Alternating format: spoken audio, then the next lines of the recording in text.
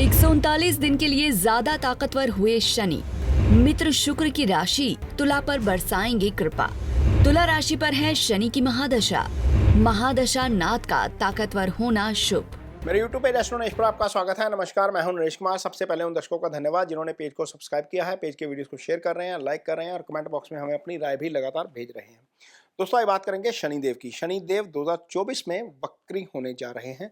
30 जून को शनि वक्री हो जाएंगे और 15 नवंबर तक वक्री रहेंगे। लगभग 140 दिन का समय है। ये एक्चुअल में हो रहा है 29 जून रात के समय, मिडनाइट के आसपास का होगा, तो डेट 30 ही आ जाती है। तो 140 दिन में वक्री रहने के दौरान शनि क्या फल करेंगे, इस पे चर्चा करेंगे। लेकिन सबसे पहले ये समझेंगे कि आखिरी वक्री अवस्था होती क्या है आखिर में, और वक्र अवस्था का ज्योतिष में इतना महत्व क्यों है।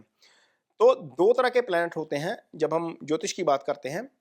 दो प्लैनेट ऐसे हैं जो सूर्य के बिल्कुल करीब रहते हैं। सूर्य के करीब रहते हैं बुध और शुक्र। ये मैक्सिमम 47 डिग्री दूर जाते हैं और 27 डिग्री दूर जाते हैं। बुध 27 डिग्री के आसपास दूर रहेंगे और शुक्र जो है वो 47 डिग्री से ज़्यादा दूर नहीं जाते। लेकिन 3 प्लैनेट ऐसे हैं, मंगल, शनि और गुरु, जो आउटर सर्कल के प्लैनेट जिन्हें कहा जाता है। ये आगे चले जाते हैं, ये दूर भी चले जाते हैं, ये करीब भी आ जाते हैं। ये दोनों तरह के काम कर देते हैं। गुरु अस्त भी हो जाते हैं, गुरु वक्री भी हो जाते हैं। शनि अस्त भी हो जाते हैं, शनि वक्री भी हो जाते हैं। मंगल अस्त भी हो जाते हैं, मंगल वक्री भी हो जाते हैं। सूर्य के साथ भी आ जाएंगे, सूर्य के सामने भी आ जाएंगे। लेकिन जब ये प्लैनेट सूर्य से 120 डिग्री दूर चले जाते हैं तो ये ग्रह वक्री हो जाते हैं। अब शनि 29 जून रात को सूर्य से 120 डिग्री दूर चले जाएंगे और वो पूरा चक्कर लगाने में, वापस 120 डिग्री के दायरे में आने में 140 दिन का समय लेंगे। 139 और 140 दिन के आसपास का समय लेंगे। तो वक्री अवस्था में शनि क्या फल करेंगे? पहली बात तो यह है कि वक्री अवस्था में ज्योतिष का इतना महत्व क्यों है। पराशर जी कहते हैं, ऋषि पराशर जी, जिन्होंने सारी एस्ट्रोलॉजी जिनकी देन है, वो कहते हैं कि जब कोई प्लैनेट वक्री होता है तो उसमें अपना अच्छा या बुरा फल करने की ताकत ज्यादा आ जाती है। तो यहां पर जिनकी कुंडली में शनि खराब है उनके लिए खराब फल ज्यादा करेंगे, जिनकी कुंडली में शनि अच्छे हैं उनके लिए अच्छा फल ज्यादा करेंगे। आज हम जिस राशि की बात कर रहे हैं वो है तुला राशि। तुला राशि इसलिए क्योंकि ये एक राशि है जिसके लिए शनि योगा कारक भी है। ये एक राशि है जिसके लिए शनि जो है महादशा नाथ भी है। यदि आपकी उम्र 25 से लेकर 45 साल के बीच की है और आपकी राशि तुला है तो आप इस समय शनि की महादशा से गुजर रहे हैं। अपनी कुंडली उठाइए, वहां पर आपको नजर आ जाएगा कि आपके ऊपर शनि की महादशा चल रही है, या वो शुरू हुई है, या वो मिड में है, या वो निकलने वाली है। तो शनि की महादशा आपके ऊपर चल रही है। तुला राशि के जातक, आपके लिए शनि चौथे और 5वें भाव के स्वामी हैं। चौथा भाव सुख स्थान, 5वां भाव सुत स्थान, सुत यानी कि संतान।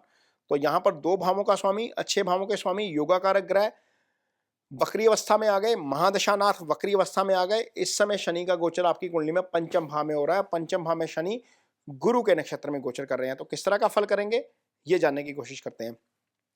तो सबसे पहले तो यह है कि महादशानाथ का वक्री हो जाना आपके लिए अच्छा है, क्योंकि वो अच्छी स्थिति में आ गए हैं, पंचम भाव में है।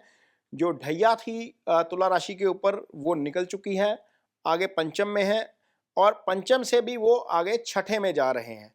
छठे में जा रहे हैं, इसको बोलते हैं कि वो ऐसे भाव में जाना शुरू कर रहे हैं जहां पर उनका बल ज्यादा बढ़ता है। शनि सप्तम भाव में जो वो दिग्बली होते हैं, तो वहां पर दिग्बल उनका लगातार बढ़ता जाएगा। अब इस अवस्था में भी बढ़ता जाएगा, तो इसके निश्चित तौर पर अच्छे परिणाम आएंगे।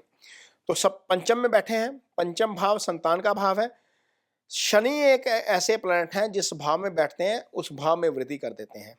5वां भाव इजी गेन्स का भाव है। यहाँ से फाइनेंशियल फायदा भी देखा जाता है, यहाँ से संतान देखी जाती है, यहाँ से बुद्धि विवेक देखा जाता है, यहाँ पर आपका जो है वो लव अफेयर देखा जाता है, यानी कि निश्चल प्रेम यहीं से आता है। और इसी भाव से आपको जो है वो रिलेशनशिप आता है, एंगेजमेंट यहीं से होती है आपकी। जब आपकी एंगेजमेंट होती है तो यही भाव एक्टिव होता है। यही भाव आपकी हायर एजुकेशन का भी भाव है।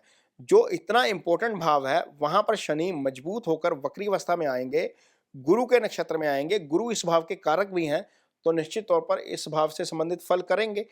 तुला राशि के जो जातक जो संतान की वेट कर रहे हैं उनके लिए शनि यहाँ पर संतान देकर जाने का काम करेंगे। तुला राशि के जातक जिन्हें लग रहा था कि लाइफ में बहुत ज़्यादा स्ट्रगल हो रहा है, इजी मनी थोड़ा सा नहीं आ रहा, तो थोड़ा सा इजी गेन सब यहाँ पर 4 महीने अगले लगभग 140 दिन यहाँ पर मिलता हुआ नजर आएगा। तुला राशि के वो जातक जो कंफ्यूज रहते थे कोई भी डिसीजन करने के लिए कि जो है वो उसके ऊपर कॉन्फिडेंस नहीं आ पाता था, वहां पर अब बुद्धि विवेक का काम करके पूरी फर्म होकर पूरे कॉन्फिडेंस के साथ फैसला कर सकेंगे। तो ये पंचम भाव है, जो हायर स्टडीज के स्टूडेंट्स हैं उनके लिए ये शनि का जो है वो वक्री होना अच्छा हो गया। अब शनि यहाँ पर बैठे हैं, सप्तम को देखेंगे, सप्तम एक्टिवेट हो जाएगा आपका, और यदि सिंगल है तो वहां पर हो सकता है कि मैरिज भी हो जाए, वक्री अवस्था के दौरान ही मैरिज होगी। और इसी अवस्था के दौरान 11 जुलाई के आसपास मैरिज का जो योग है वो भी खुल जाएगा। आगे फिर जब शनि वक्री हैं, और नवंबर में ही सबसे ज़्यादा शादियां हो रही हैं इस साल में, सबसे ज़्यादा मुहूर्त शादियों के जो है वो नवंबर में ही है। तो जो सिंगल्स हैं उनको उनकी शादी हो सकती है, जिनका ऑलरेडी पार्टनर है उनका पार्टनर के साथ तालमेल थोड़ा सा बेटर हो सकता है। ये शनि का फल जो है वो देखने को मिलेगा। शनि यहाँ पर 11वें भाव को देख रहे हैं। अब 11वां भाव शनि का अपना भाव होता है, ये वृद्धि का भाव है। काल पुरुष की कुंडली में शनि 11वें भाव के स्वामी हो जाते हैं, क्योंकि वहां पर शनि की कुंभ राशि आ जाती है। तो यहाँ पर सीधी दृष्टि 11वें भाव के ऊपर।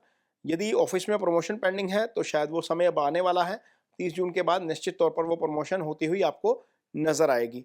यदि आप फैमिली वाली बात तो पहले ही होगी क्योंकि पंचम एक्टिवेट हो गया। ये प्रतिष्ठा में भी वृद्धि करता है। 11वां भाव प्रतिष्ठा में वृद्धि का भी भाव है। वृद्धि हर तरह की यहीं से आती है, तो निश्चित तौर पर आगे जाकर मान सम्मान भी मिलने वाला है, पद प्रतिष्ठा भी बढ़ने वाली है, और आय, चूंकि 11वां भाव आय का भाव तो निश्चित तौर पर है ही, आय भी आपकी बढ़ती हुई नजर आएगी आपको। ये आपको शनि के वक्री होने का फल मिलेगा। पंचम भाव में जब शनि बैठते हैं तो दूसरे भाव को देखते हैं। दूसरा भाव क्या है? धन भाव। धन भाव के ऊपर शनि की दृष्टि धन में भी वृद्धि करवाने का काम करेगी। यहां पर शनि आपको निश्चित तौर पर अच्छा फल देते हुए नजर आएंगे, और शनि का जो वक्री होना है वो आपको तुला राशि के जातकों को निश्चित तौर पर बहुत मायनों में अच्छा साबित होने जा रहा है। अब यदि आपकी कुंडली में शनि वीक है, क्योंकि महादशा नाथ है, तो निश्चित तौर पर इसकी रेमेडी आपको करके चलनी चाहिए। यदि वीक है तो आपको इसकी रेमेडी जरूर करनी चाहिए। यदि 8वें में पड़े हैं शनि, 12वें में पड़े हैं, तो रेमेडी जरूर करिए, लेकिन इस रेमेडी के तौर पर कभी स्टोन मत यूज करिए। 6ठे 8वें 12वें में शनि है तो उसका स्टोन मत पहनिए। स्टोन यदि पहनना है आपको तो आप तब पहनिए यदि शनि केंद्र में है, यानी कि पहले, चौथे, 7वें, 10वें भाव में है, या 5वें और 9वें त्रिकोण के भाव में है, या 11वें भाव में जो वृद्धि का भाव है वहां पर है, तो स्टोन पहनिए। अदरवाइज शनि की जो रेमेडीज हैं, ओम शं शनिश्चराय नमः का जप कर सकते हैं आप। ये शनिवार के दिन शुरू करिए, इसको अजपा मंत्र में लेकर करते रहिए। शाम के समय करेंगे तो ज़्यादा अच्छा है। शनि का दान किया जा सकता है, काली दाल दान कर सकते हैं, लोहा दान कर सकते हैं। ये भी दान शाम के समय किया जाए तो अच्छा है। शनि के दूसरे उपाय के तौर पर आप अपना बिहेवियर चेंजेस कर सकते हैं। आप सोसाइटी का जो निचला तबका है उनके साथ रिस्पेक्ट से पेश आइए। ऑफिस में भले ही आपके काम करता है, या आपके फैक्ट्री में या किसी कार्यस्थल में आपके काम करता है, तो उनके साथ आपका जो अच्छा बिहेवियर है, जो रिस्पेक्टफुल बिहेवियर है, वो आपको निश्चित तौर पर शनि की रेमेडी के तौर के ऊपर काम करता है। तो ये बिहेवियर चेंज वाला उपाय भी है, दान वाला उपाय भी है, मंत्राज वाला उपाय भी है, स्टोन वाला उपाय भी है। जो उपाय आपको सूट करता है, जो आपकी अफोर्डेबिलिटी है, वो निश्चित तौर पर आपको करना चाहिए, क्योंकि शनि की महादशा लंबी चलती है। शनि आपके लिए योगा कारक प्लैनेट है, तो निश्चित तौर पर ये उपाय करेंगे तो आपके लिए बहुत अच्छा रहेगा।